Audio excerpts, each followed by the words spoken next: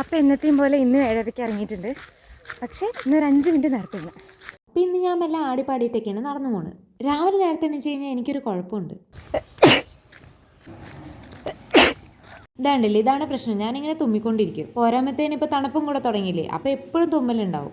Stop എത്തി ഈ ചേട്ടൻ വണ്ടി ക്ലീൻ ചെയ്ത് നോക്കിക്കൊണ്ടിരിക്കുകയായിരുന്നു. അപ്പോഴത്തേക്കിനും പിന്നെ എൻ്റെ ബസ് വന്നു. ഈ വെയിൽ എന്നെ ഒരു രീതിയിലും ഉറങ്ങാൻ സമ്മതിക്കുന്നില്ല.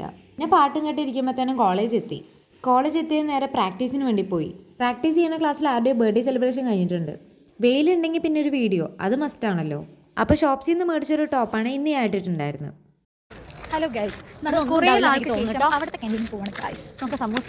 സാധാരണ ഞങ്ങൾ ചെറിയ ക്യാൻറ്റീനിൽ നിന്നാണ് സാധനങ്ങൾ മേടിച്ച് കഴിക്കാറ്. വലിയ ക്യാൻറ്റീനിലേക്ക് കുറച്ച് നടക്കാനുണ്ട്. അതുകൊണ്ട് തന്നെ അവിടോട്ട് അങ്ങനെ ആരും പോവാറില്ല. ആരും മീൻസ് ഞങ്ങൾ പിള്ളേർ പോവാറില്ല. ടിക്കറ്റിനെ കുറിച്ച് ഒന്നും അറിയില്ലെങ്കിലും കൂടെ കുറച്ച് നേരം അതും നോക്കി നിന്നു. നമ്മളെ ബിൻസിന്റെ ബാഗ് ഒളിപ്പിച്ച് വെക്കാൻ പോകണം. അപ്പം ഞങ്ങൾ രണ്ടുപേരും കൂടെ ഫ്രണ്ടിൻ്റെ ബാഗ് ഒളിപ്പിച്ച് വെക്കാനുള്ള പരിപാടിയിലാണ്. പക്ഷെ ഒരുപാട് ടെൻഷനാക്കാൻ തന്നില്ല. ഞാൻ തന്നെ പറഞ്ഞു നിൻ്റെ ബാഗ് ഞങ്ങളുടെ കയ്യിലുണ്ടെന്ന്. ബാഗെല്ലാം തൂക്കി പിടിച്ച് ബസ്സിൽ കൊണ്ട് വെച്ച്. പിന്നെ വേറെ ബസ്സിൽ കയറിയിട്ട് ഞങ്ങൾ ഷോ കാണിക്കുകയാണ്.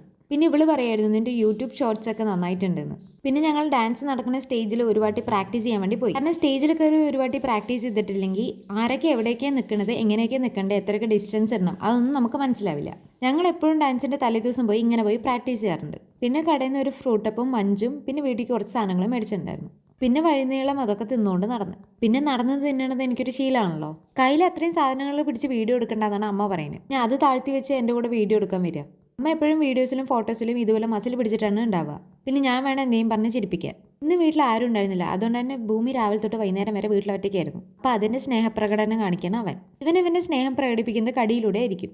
പിന്നെ അവൻ വലിയ ആഴത്തിൽ കടിക്കാറില്ല. അതാണ് ഏക സമാധാനം. എന്നാൽ അവൻ ഒരുപാട് നേരം ഒറ്റയ്ക്കായതുകൊണ്ട് തന്നെ അവൻ്റെ വെകിളിത്തരം കുറച്ച് കൂടുതലായിരുന്നു. ഇവനൊന്നും ഒതുക്കട്ടെ. Okay, bye guys.